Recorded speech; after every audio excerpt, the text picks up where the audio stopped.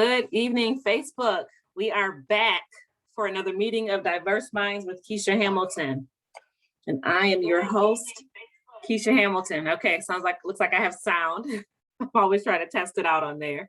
So welcome back to another meeting of Diverse Minds with Keisha Hamilton. I am your host, Keisha Hamilton.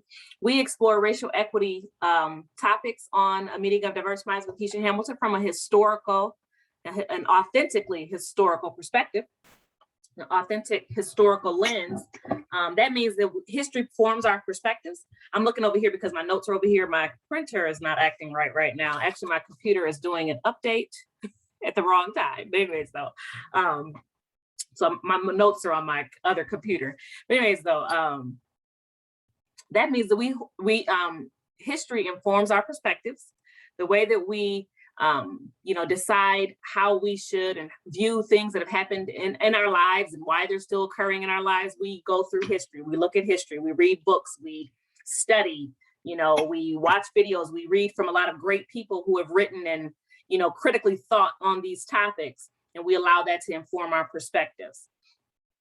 The history of Black, Indigenous, and other people of color are the voices that we choose to learn our history from.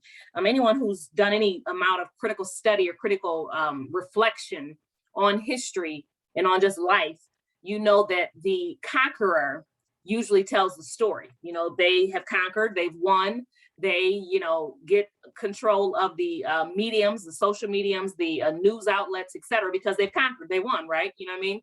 That's in any battle. Whoever wins the battle, that's the person who gets to tell the story. Well, the story that isn't told oftentimes and doesn't get, any press on are those who have been defeated, those who have been conquered, you understand? And those are our Black, Indigenous, and other people of color groups. So we choose their voices. We want to know from their perspective, how has history, what things in history have impacted you? How have those things impacted you? And then we look at we look at history and go through and see what has happened, what have been the outcomes of that, and we allow that perspective to inform our ideologies and thought processes. We rely heavily, as mentioned, on voices and experiences of Black and brown people, specifically though, Black people. I'm a Black woman, in case that's not already obvious. I'm obviously, because I'm a Black woman, very, very interested in what has happened with my culture, how that has impacted American life, especially and specifically for Black people. But again, because there are so many intersections to, the Black experience, the Indigenous experience, and the people of color experience, all of those perspectives are definitely still very valuable to this show. And so we do choose, to allow all of those things to guide us. This show, A Meeting of Diverse Minds with Keisha Hamilton, is an extension of Diverse Minds Consulting. Diverse Minds Consulting, LLC. You can find that at www.diverseminds, that's with an S, consulting.com, diversemindsconsulting.com. A Meeting of Diverse Minds with Keisha Hamilton. This is the free service that Diverse Minds Consulting offers. I am so passionate about racial equity, racial justice, anti-racism, diversity, equity, inclusion, and it coming from an authentic historical perspective, a true diverse perspective, one that's informed by those who are closest to the problem, that we offer this service free. We want businesses, organizations, churches, individuals, families, couples, friends, in any way that you might find yourself at an intersection when it comes to the experiences of Black and brown people. We want you to be able to find a source that is going to tell you honest and from history, what incidents in history, how they have shaped and manifested themselves and the results of them, the impacts of them that we're dealing with today, and then how to fix those things, how to change those things, with your part in it, how you're perpetuating it as a white person, how you're perpetuating it even as a Black person. We want to, this show is here to design, again, because it's so important for me that you understand this, it's a free show, design those that you can come here every Wednesday at 6 o'clock, ask questions, give commentary where appropriate, learn something and then go back and change, and then also go back and say, hey, listen, I found a place, where we can actually get good information, true information, especially even in our communities, in our spaces, where we live, we have different issues that we're dealing with in our communities, and not all communities are dealing with. So also, if you're local, you can get it from a local woman, myself, and it can help you to inform how you're moving, how you are contributing to these issues. So it has two purposes. This show does. This is a place where Black, Indigenous, and other people of color can come and feel safe, feel affirmed, feel recognize the issues and conditions that they're dealing with, that other people are also dealing with, share strategies, share ideas, just share experiences, because there's something very special about knowing that you're not the only one dealing with these things. It helps to know that you're not going crazy, because a lot of times you can feel like you're going crazy when you're dealing with this stuff day in and day out. The next thing that the show is designed to do is designed to be a gem. It is a gem. It's a jewel. It's a jewel for white people, because again, you're not getting this type of information, historically authentic information on anti-racism and diversity, equity, inclusion from the perspective of those who are closest to the problem, those who are not paid to tell you what you want to hear, and those who are not trying to keep a job that you are not providing for them. That's myself, Keisha. I don't have any strings or anybody that I'm trying to please with this information. I'm simply trying to share, what I have studied on, what has impacted my life, my children's lives, and the world around me, so that these things can change, so they can be better. And I do enough study and research, and I'm passionate enough about the subject matter and have lived it long enough that, I have some things to tell you that you need to hear. And so this show is designed so that you can hear those things. Lastly, we do encourage you to, share these videos, recommend a meeting of Diverse Minds with Keisha Hamilton to your friends, your family members, your churches, your organizations, your businesses, to whoever it is. And that's everybody that needs to know about anti-racism and diversity, equity, and inclusion, what it means to them, why it's important to them, and what they need to be doing to ensure that it's happening correctly. So that's one thing that we want you to do. We encourage you to do. The next thing, like I mentioned, this is the free show that that Diverse Minds Consulting offers. You can donate to this show. These shows, we have to prepare these shows. We have to, prepare our space, prepare our time. We have to, have the proper equipment. You are welcome to contribute to these shows to ensure that they continue on. Again, the importance of getting this information out there, it should compel us sometimes to ensure that we are doing our part to keep it going. So that's the other thing that you can do when it comes to this show, Meeting of Diverse Minds with Keisha Hamilton. The next thing you can do, and the last thing that I'll invite you to do, is to share Diverse Minds Consulting, LLC. Again, that's the business that a Meeting of Diverse Minds is under. But at that and Diverse Minds Consulting, we offer different things for organizations. We have consultations that we can do with your leadership staff, your middle management staff, your staff, you understand? One thing that we know when it comes to anti-racism, diversity, equity, inclusion, belonging, and all these other terms that people are deciding to come up with now, woke, whatever they're coming up with, education is key. Education is key, and that should not be surprising to any business owners, that education is key. When you're trying to change anything that's going on in your businesses, when you're trying to shift, when you're rolling out a new product, when you're rolling out a new process, what you have to do is you got to roll out education. You've got to educate. You've got to educate. And so this show is designed as an education. Now, obviously, on this show as well, you're not getting the full package deal every time we have a conversation. I only have 1 hour with you, and I give you snippets, and it's designed that you will not only come back to, this show and get more, but also that you'll reach out to Diverse Minds Consulting LLC and say, hey, look, I need more of what you're offering. I need the full package of that conversation. My staff needs to hear from you on all these things, and we can work together to create something where education can begin. And then you can begin to see shifts in paradigms, which is just thought processes and the way that people view, life, and how they begin to respond differently to it. Again, so those are the three areas. I think I mentioned three. If I mentioned more, then you have to tell me later.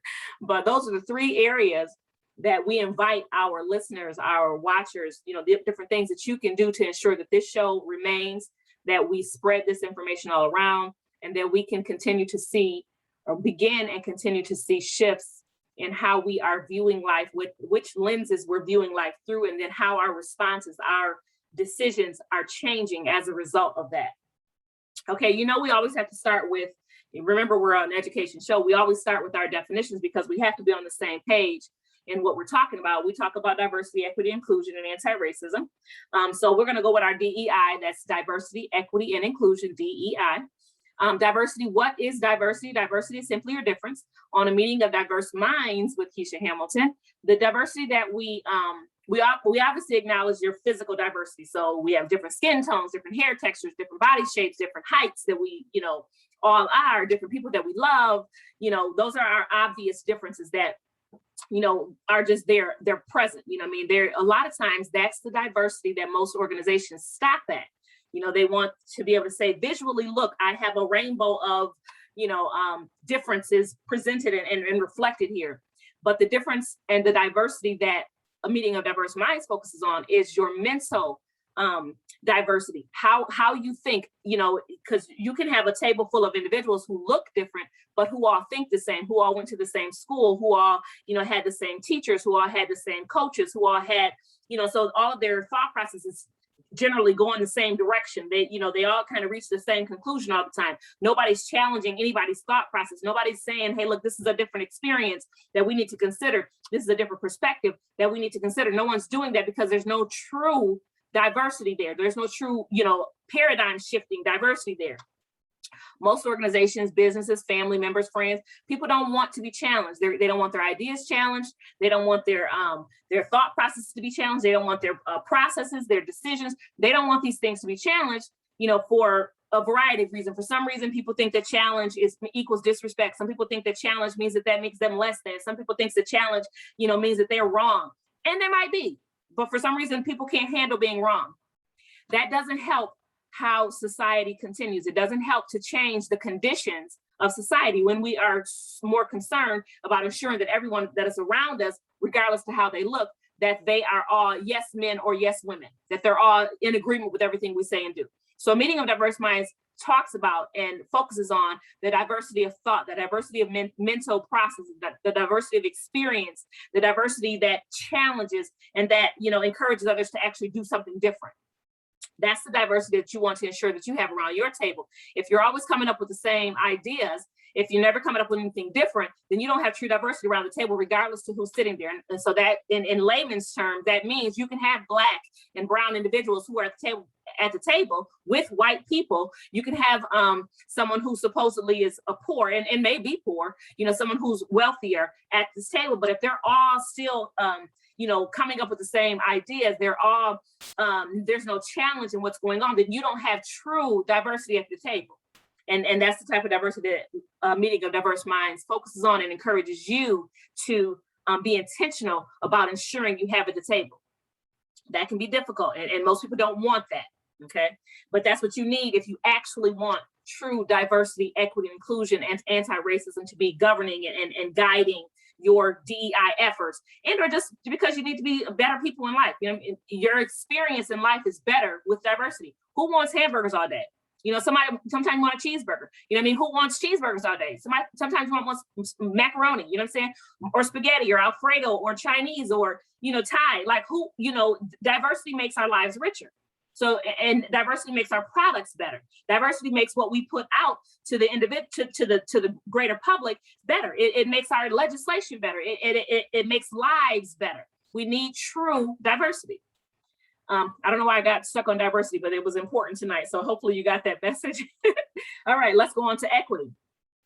Equity is simply an acknowledgement and an awareness of barriers that exist, and an intention and a focus to respond to those barriers, not only to respond to the barriers, but to ensure that whatever your response is and how you're serving these people, that those barriers are acknowledged and that you work with them to ensure that you're giving them like a personalized package. So we like to say all the time that equity is not equality. Equality is concerned with giving fairness, being fair, and ensuring that everybody gets the same thing. You know, we've had fairness, that was the big thing, you know, a few decades ago, a few generations ago.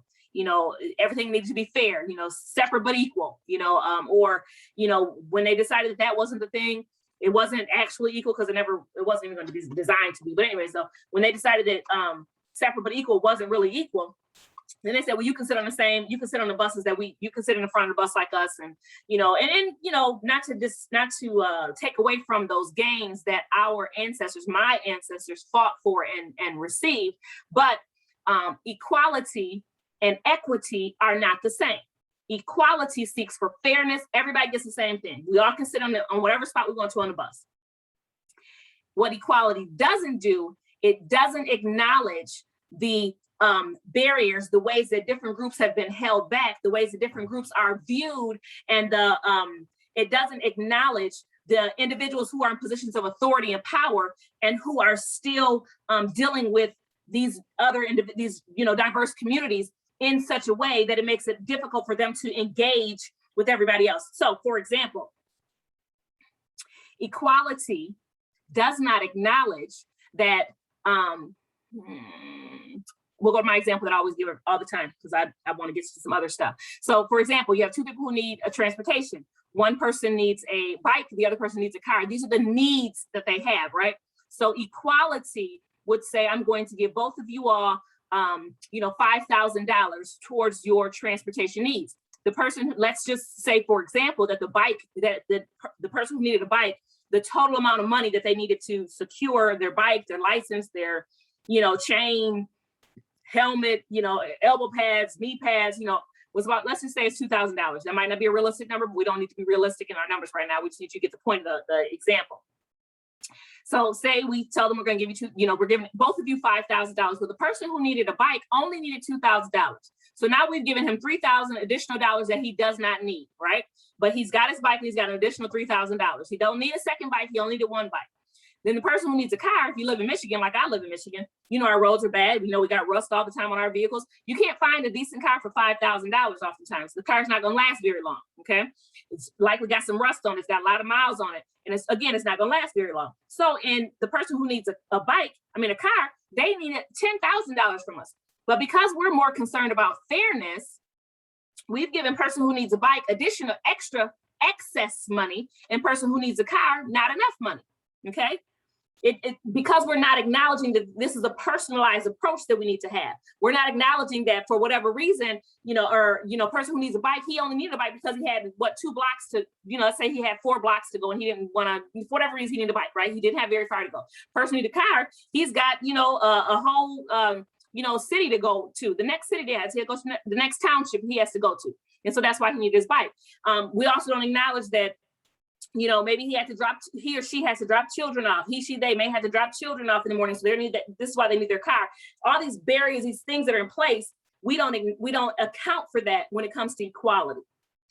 Whereas in equity, you do account for those things. You acknowledge all those different barriers that are in place, and you say, okay, how can I ensure that the solution that I'm giving you, that it actually meets your need? Okay, so equity, again, it's a personalized approach. It acknowledges those barriers, and it's the approach that does not waste resources. Because again, you're giving this person who needs a bike an additional excess of $3,000 that they just go and waste, which you could have given to the person who needed a bike. The person who needed a car, had you been operating through equity. Equity is not fair. Equity is personalized. Equity has to acknowledge barriers that exist in order to personalize its response. It has to do that. Most people don't want to work with equity.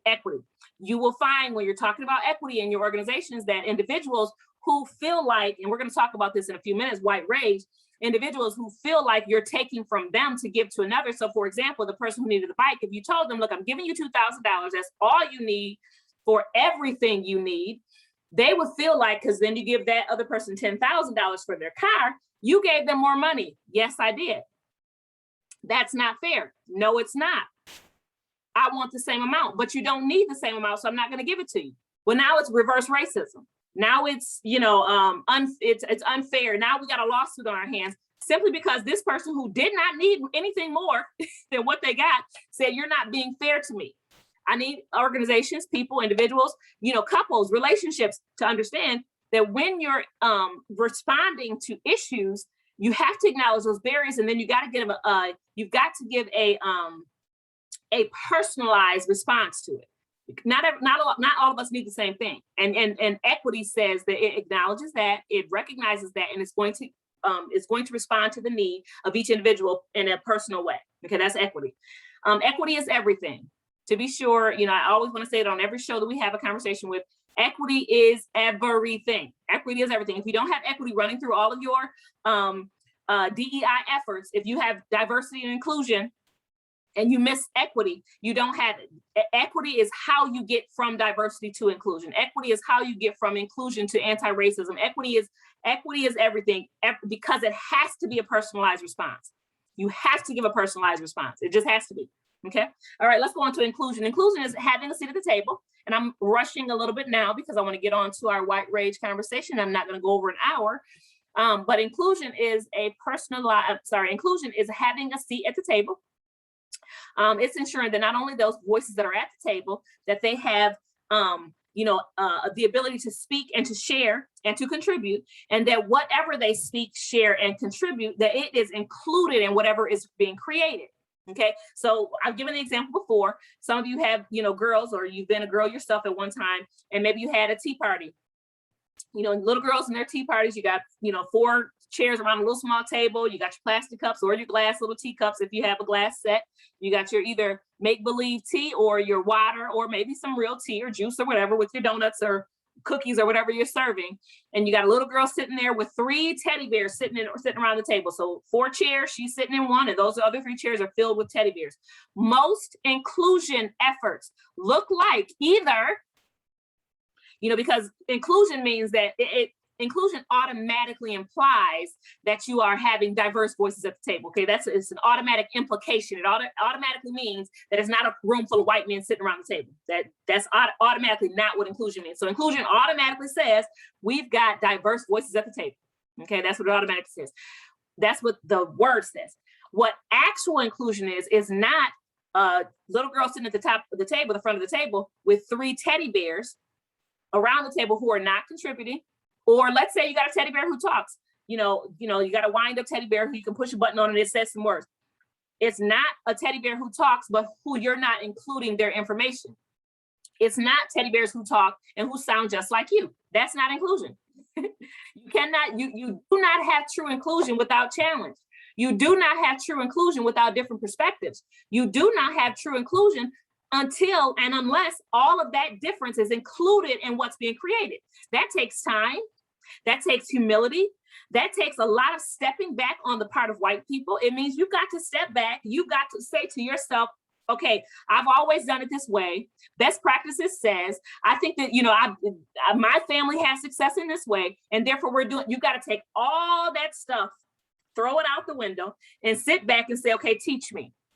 How do we do this in a way where we both, are benefited, and where you are benefited more, because I'm going to be benefited anyways. What I need people to understand is that whiteness, and we've talked about whiteness, so I'm not going to give you a whole definition on that right now because we talked about it. It's basically the culture of whiteness. It's the processes, the ideology, the thought process. That's what whiteness is. And I have a show on that. Please go back and watch it. You can find it on my page, A Meeting of Diverse Minds with Keisha Hamilton, on Facebook and all these other places that I have it.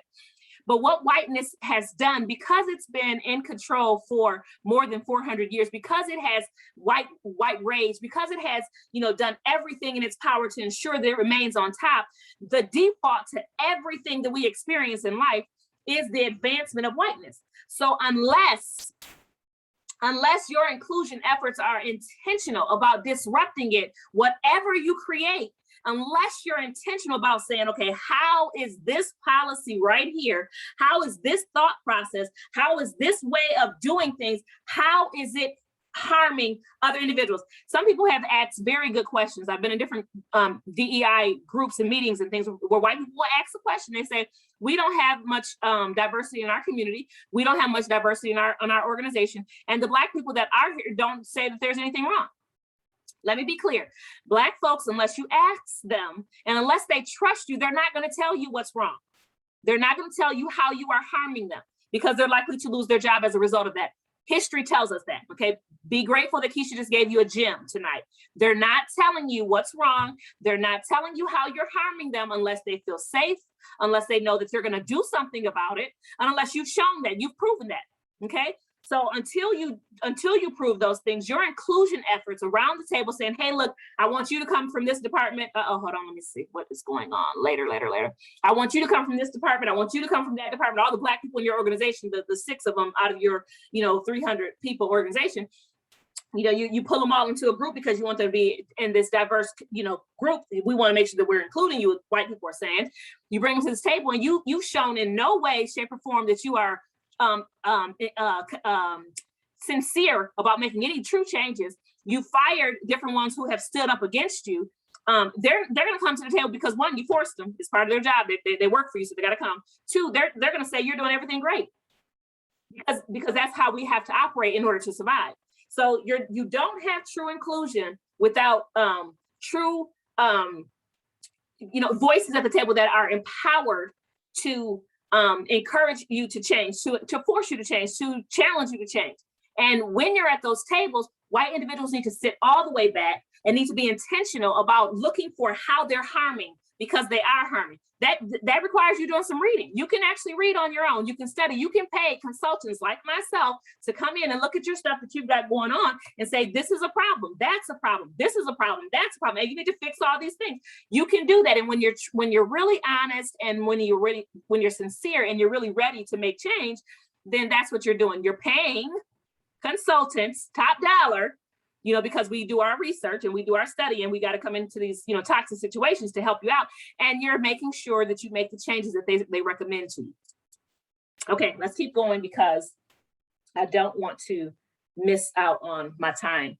Racism. What is racism? Racism is the marginalization or oppression of people of color based on a socially constructed hierarchy that privileges white people coupled with power. That coupled with power is what makes racism different than discrimination. So, I'm gonna let you Google. I'm gonna let Google be your best friend because I'm trying to get through this tonight. But racism is, again, the social construction, that a hierarchy that puts white people on the top. It privileges white people, and it's coupled with power. Okay, that power of legislation, the power of police, the police state, that's the power that racism is coupled with. It's the in your organizations, schools and different organizations having a problem with dreadlocks or with weave and making rules and laws that you cannot come to school like that. You got to cut your locks up. That's racism coupled with power. Okay, having an issue with the way Black people's hair grows out of their skull and how they style it. Okay, so that's just an example of racism. Again, I'm trying to get through this. Anti-racism is the intentional and active working to dismantle and destroy racism. Okay, but you got to understand what racism is in order to be intentional about dismantling and destroying it. Okay, what is white rage? When you're in these spaces, oftentimes you come face to face with white rage. All the time. It's a product of the job. It's just a byproduct of the process. White rage has been active for forever, for a very long time, and it's very destructive. It defeats your DEI efforts. How does it do that? Well, let's understand what white rage is, how it's operated, and then we'll talk about, how it is operating in your organizations to defeat your DEI and anti-racism efforts. So white rage is the response of white people to undermine and undercut any advancement by Black and brown people. I'll read that again. White rage is the response of white people to undercut and undermine any advancement by Black and brown people. White rage is the response by white people to defeat, stop, confuse, and counter any advancement of Black and brown Americans. Again, it's the actions, it's the intention, it's the purposeful, and a lot of times, because again, the default in America is white rage. The default in America is white privilege. So if you don't do anything in your power to stop it, it's always going to operate. It's always going to be in operation, whether you're intentional about it or not. As soon as Black or brown advancement rears its beautiful head, white rage automatically kicks in because that's been the default of American society. It automatically kicks in. It automatically says, target, kill it. You know, Black person trying to rise on this job, kill them. Whether physically, because that definitely happens, or whether just, you know, kill their character, kill their ability to advance, you know, take away, you know, just destroy. Okay, it's the default. So until we are intentional about stopping that, until we are intentional about recognizing white rage and not allowing it to operate, it operates as a default. Okay, so it's always operating. One of the most recent and widely displayed examples of white rage incidents was on January 6th of 2020, when, you know, former President Donald Trump, you know, encouraged a riot and a gang of insurrectionists to go to our symbol of democracy here in America, the Capitol, and to, you know, take it over, basically, which, you know, it's so widely known that I'm not going to give more details than that. But that was an example of white rage based on President Biden and his new vice president, the first Black and Asian woman, becoming, you know, taking up that seat. White Americans under Donald Trump, a very, very high percentage of them, you know, a very high percentage of them felt like, you know, America was no longer going to be great because we've got a white man there with a Black woman as his VP, an old white man at that, one who's likely going to die soon, possibly just because of his age, you know, and this Black woman who possibly could become the president of the United States. And aside from that, even if he didn't pass away and she took over, the fact that she's just in office was too much for them, for white Americans. And so white rage does what white rage does when it feels like there's an advancement of Black and brown people, an advancement of Black and brown ideas, an advancement of Black liberation. And it said, we've got to destroy that. This is the enemy and we've got to destroy it. And so that's what you saw on January 6th. You saw an example of white rage. It's incredibly important to think critically and to do your own research on these matters, because a lot of people could get to thinking and feeling like, you know, that's conspiracy, that like, and until you do your history and you're critically thinking about what is going on, you're opening your mind up and you're saying, okay, hold on, wait a minute.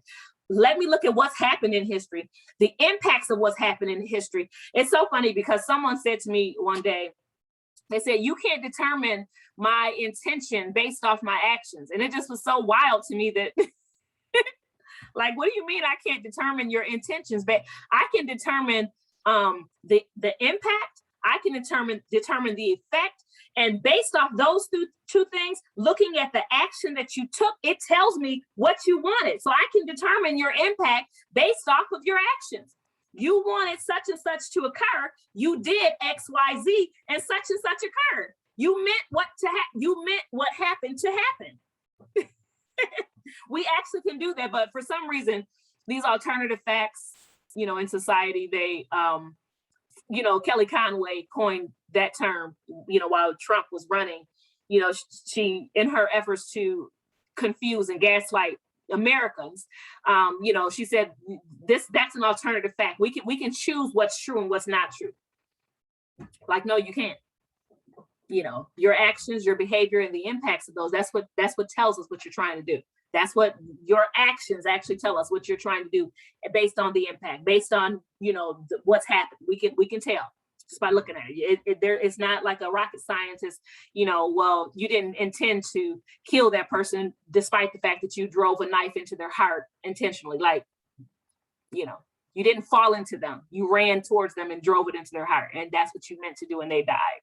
You know, that your intention was to kill them. Okay. So anyways, it's important to care about the conditions of your fellow Americans. I'm grateful that those of you who watch on a Meeting of Diverse Minds with Keisha Hamilton, you know, I'm just talking to the choir right now. We care about what happens to not only ourselves, not only to those who are in our own community, but also about those who are in other communities, which is why we watch a Meeting of Diverse Minds with Keisha Hamilton. We recognize that, you know, individuals are their experiences are different than ours, and we need to care about those experiences. We need to do our part to ensure that those experiences are, you know, as good or as, you know, as well as our own are.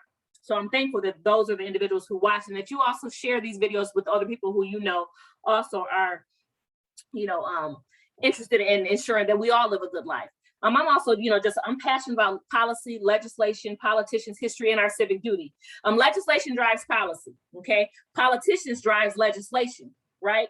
And history shows us what happens when certain perspectives dominate, okay? If one perspective, and we know what that one perspective has been a perspective of white supremacy, this perspective that white people should prevail, this racist perspective, that's what's been in control, and that's what has driven policy. That's what's driven our legislation. That's who our legislators, for the most part, were for a very long time. They dominated. They were the bigger voice. They were the bigger, as in the louder voice. They had more votes. You understand? And so what they wanted dominated. Okay. Civic history, it teaches us that we all have a part to play. That, while we can go and vote for an issue that we feel like will benefit us, we also, when we're studying civics and recognizing how all these things fit together, we'll say, okay, how is my vote for this issue? How is that impacting the next community?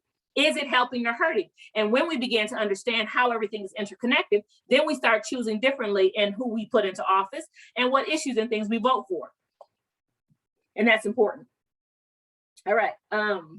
So let's talk about a couple of examples. Another example. So Jim Crow era was an example of white rage, and it was a response to the Civil War of the early 1860s. So right after the Civil War in 1865, Black codes, which are these codes that were designed to restrict newly freed, formerly enslaved African Americans, Black codes were created right after the Civil War. And these were designed to restrict these newly freed Africans, because again, we had been enslaved for more than 400 years at that time. White people were not comfortable with in the North or the South, okay? This idea that it was, the South was worse. The visual conditions of what was going on in the South, yes, 100% were worse, but there was no better. The attitude in the North was no better. It's just, that idea, throw that out your head. But anyways, though, so when the Civil War, President Lincoln said the Emancipation Proclamation, well, then white folks in the North and the South said, we're going to create these Black codes that will restrict how Black people can move, because we're so used to having power over these people, and now they're free and they can look us in the eye, they can talk to us like a free man, and we don't like that, so we're going to restrict their movements.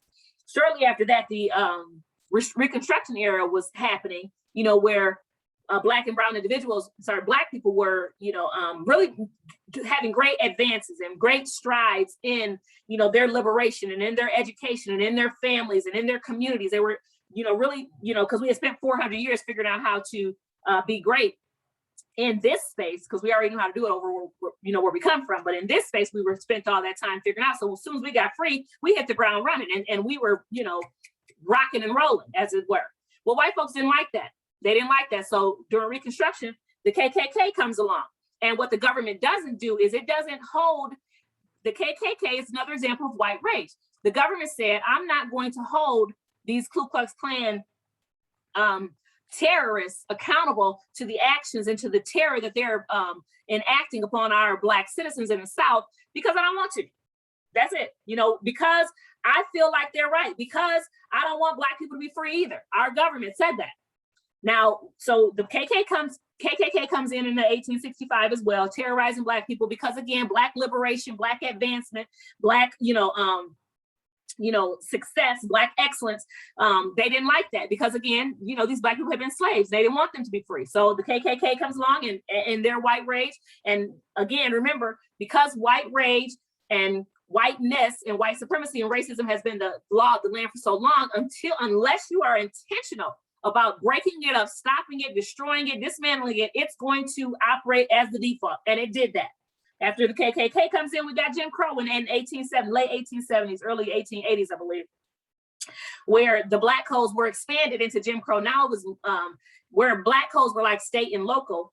Jim Crow, it just expanded and it became segregation. That's what the segregation era. You can't drink from this fountain. You can't walk into the front door. You got to go through the back. All that ignorance. Because again, what was whiteness trying to do to Black people during that time? It was trying to put them down. So you are less than us. You're not the same as us. You don't deserve the same things as we have. And we're going to teach you what your place is, because we don't want you to have what we have. Okay. It's white rage. It's this idea that you don't get what we have, that you're not worthy of the same things that we are, that your advancement is a threat to me and I've got to destroy it. Okay. That's what white rage is. Okay, so those are just a few present day and historical examples of, white rage. There are literally millions of white rage examples. In your own personal organizations, you will find thousands of incidents where whiteness was on display. It felt threatened. And so then it acted out. Okay, so let's see, what does that look like in your organization? White rage on your jobs.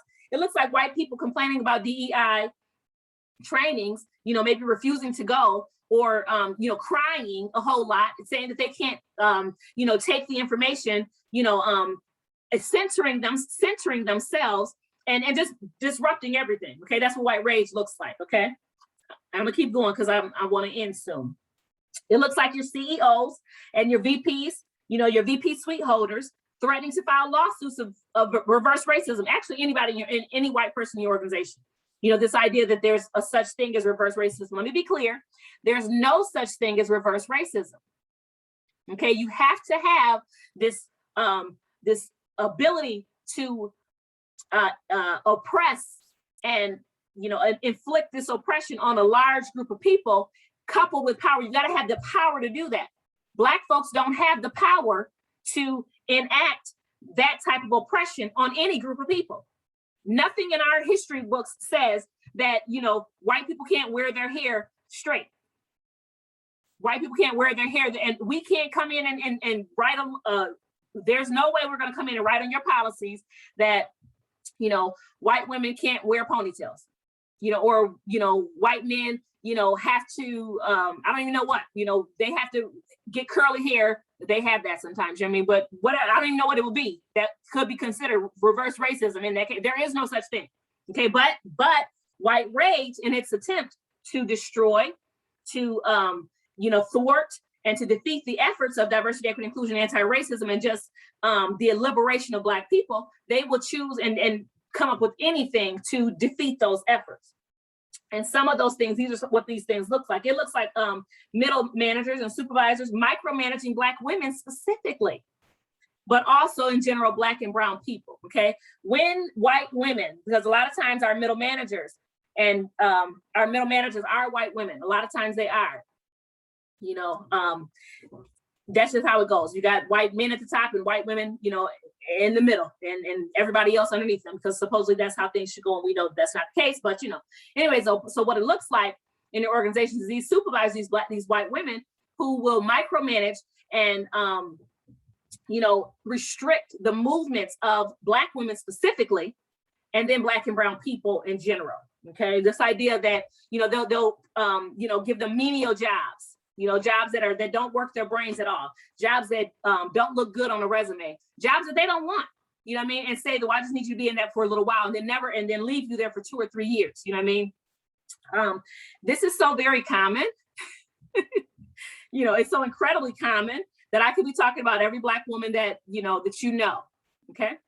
This is very common. That's called white rage. It does not want to see the advancement of any Black at all. Okay, and so it does everything in its power. And again, it's the default. It operates by default. You've got to be intentional about stopping it. And if you're not, then it's going to operate as designed. Okay, it looks like white people creating diversity, equity, inclusion, belonging, and anti-racism programs on their own. One, that's the problem, okay? Two, what white rage also looks like in the same scenario is white people going to Black and brown educators who are on this topic, taking their ideas, taking their words, taking their efforts, and creating them as if they're their own, and presenting them as if they're the own of the white person, and then trying to teach from that. Let me be clear that that's white rage, but also let me be clear, and if you follow me at all on Facebook, and I encourage you to follow my own page, my personal page, that's just Keisha Hamilton, but also my Diverse Minds, a Meeting of Diverse Minds page.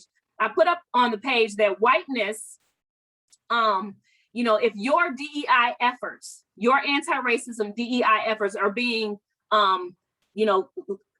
seen through and incorporated and implemented through the eyes of whiteness, you still are not going to have true DEI efforts. So white people can go and steal these ideas, and they do every single day, all day. And they create and try to change different wordings in our creations to say that it's their own. And then they go and try to present it. Without the lived experience, without extensive education on the part of the white person, what you're getting from them, from this stolen ideas, stolen material, stolen quotes that you're getting, that they have regurgitated and now they're feeding to their organizations, you're getting a watered down, whitewashed version of DEI that will not work. It will not work because it's still being seen through the lens of whiteness. Now, if and when you ever actually do real research for yourself, you won't be stealing the ideas of Black and brown people. You will recognize that you need to be learning from. You need to be calling them in and asking them to teach you and to teach everyone else, because you'll recognize that your lens is foggy and you cannot see through it the way you ought to in order to bring true DEI and anti-racism efforts. Because again, you're still working through, whiteness is so ingrained in America.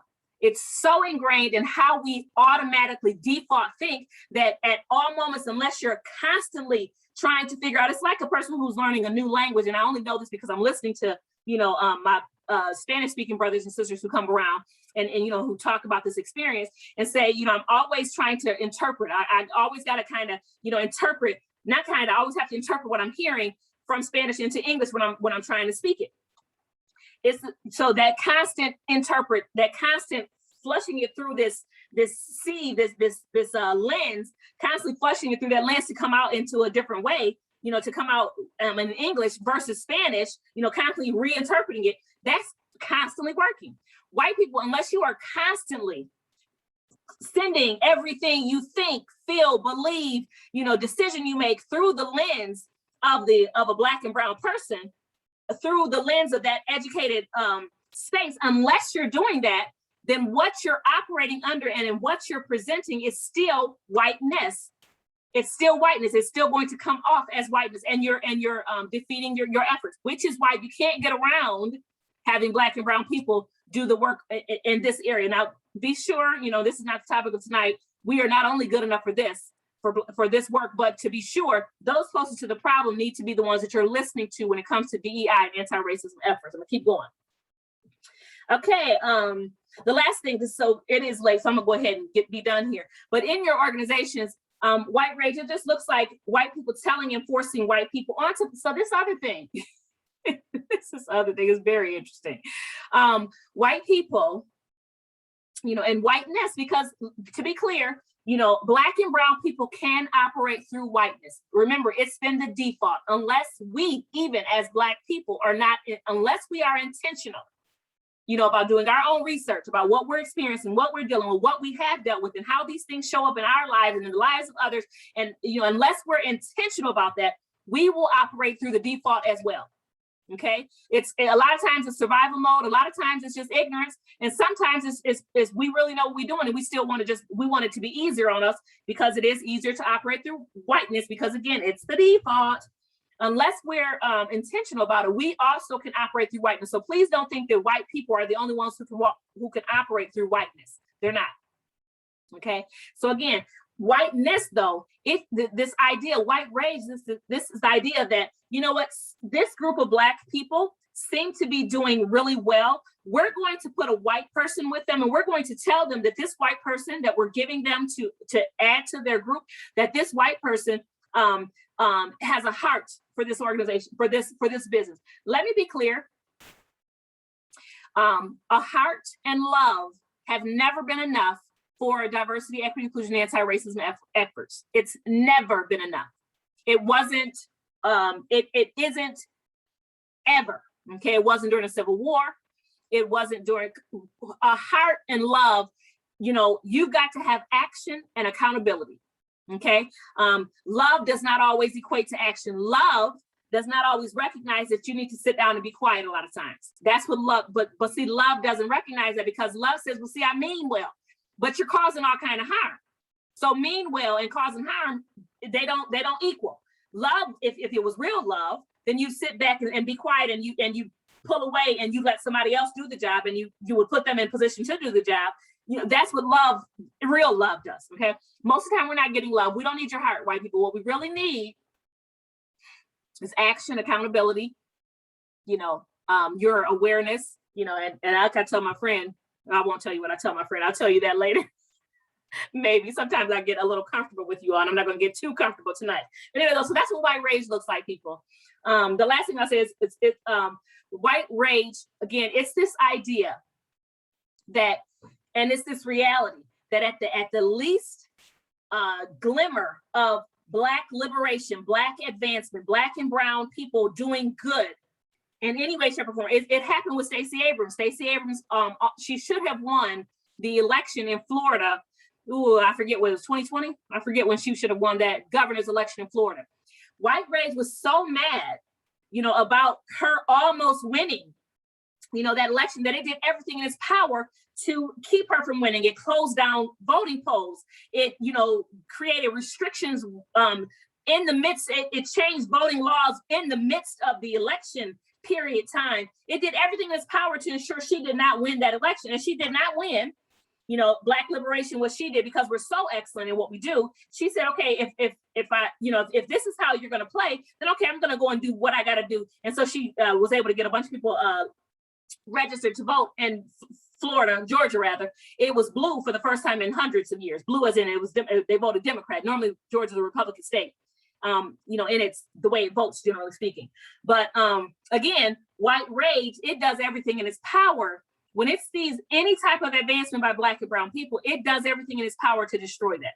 Your organizations, when you're talking about your DEI efforts, unless you recognize when, you know, these white people who are coming up to you to have a word with you, you know, in your office, or taking you out to dinner as a CEO or as upper management or leadership team, you know, and telling you that, hey, look, this idea won't work and that idea won't work and this is more important than that. Everything is more important than DEI, just to be sure. Everybody says it's more important.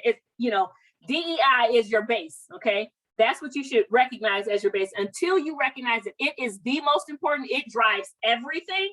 It's what makes or breaks everything when it comes to actually being DEI. Until you recognize that, then everything else, white rage, the default, operating as it does, everything else will operate as it's designed, and it will destroy and defeat your DEI efforts.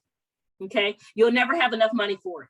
You'll never have enough time for it. You'll never, you know, the people's complaining about it will mean too much to you. You know, too many people are crying. People are quitting. You need to fire someone and you won't fire them. All of your DEI efforts will be destroyed and defeated by white rage if you're not intentional about disrupting white rage itself. Okay. Thank you all so much for joining another meeting of Diverse Minds with Keisha Hamilton. I am your host, Keisha Hamilton. I appreciate you all for joining me tonight. Please come back on next Wednesday. Invite your family members, your friends. Remember to hit that bell that's somewhere on the show, somewhere on this page. Hit the bell so that you'll know when I'm going live. Remember to like and share these videos. I am on YouTube, I am on Instagram, and I'm also on LinkedIn. You'll find these videos on those places. Look for Diverse Minds with Keisha Hamilton in all those spaces. And also visit www.diversemindsconsulting.com to find out how Diverse Minds Consulting LLC can help your organizations, your businesses, your churches, and you even as an individual. And I will see you all next week. Bye.